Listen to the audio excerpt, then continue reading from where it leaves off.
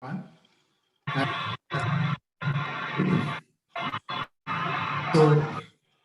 I hope the topic which I'm going to propose and I want to deliver is matching with the context of today's discussion.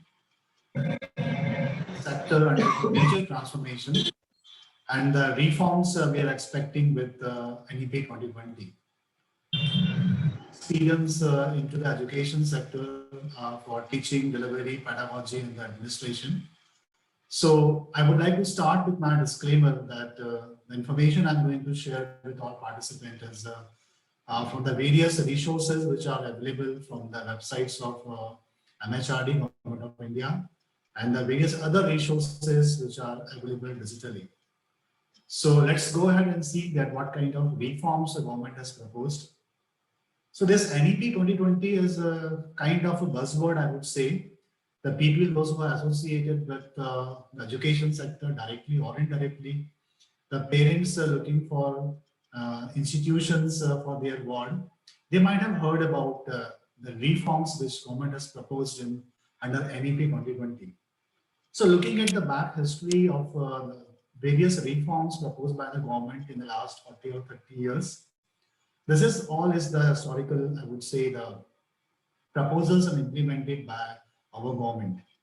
So Dr. Kasturi Rangan committee report is supposed said to be the NEP draft, which has got the major reforms proposed compared to the previous one. India being a country with a larger population of young people, so definitely this policy proposed by the Kasturi Rangan committee is having many expectations by all of us. So the major reforms I just wanted to share with all of you in terms of the innovations that the government is planning. So I have gone through the various proposals stated by the government, and particularly if I talk about the meaning of a word innovations and the entrepreneurship. So many times we talk about the education sectors or department or institutions. There must be some kind of initiatives proposed by the body where the student can come up with the innovations and they can make the commercial model and they can have their own business. That's the one meaning I feel that is the meaning of innovation. Second, I want to just cover slightly on what kind of innovations the government has proposed in the NEP in terms of making the policies. So the holistic and multidisciplinary education and the flexibility of a subject is one innovation that the government has proposed. So the multiple entry and the multiple exit point is proposed in the system, which was not popularly adopted in our country. So if a student feel that after 1 year he or she want to quit from the program and then take some other curriculum or faculty, that is called as an exit options. So if any student want to quit from the system and want to take up some other thing as a career option, so he or she can very well complete the credit and then get the certificate from the university. If he or she continues for 2 years, they may get a diploma. After 3 years or 4 years, they may get the degree by the university. So that multiple entry and the exit option is available. This is one of the innovative practice. I have seen that being into engineering education, which is more towards societal applications and generation of revenue with the skill set.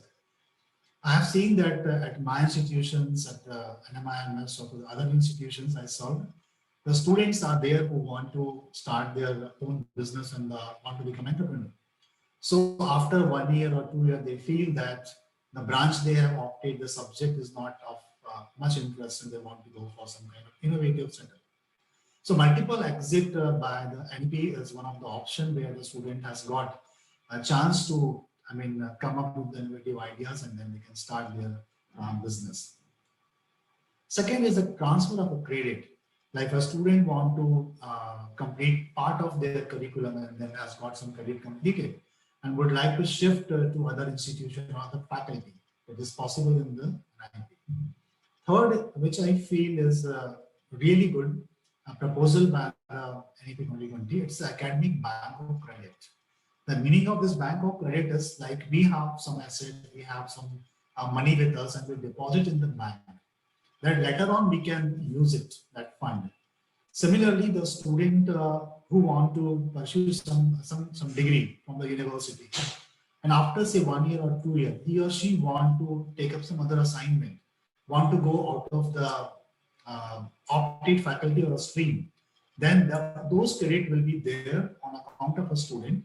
And later on, say after 2 or 3 years, if she or she want to continue the education, so that credit is already there in the bank.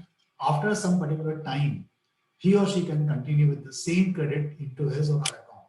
That's one logic of having the academic bank of a credit. Then definitely the model of multidisciplinary education and research universities in every district is one proposal by the NEP.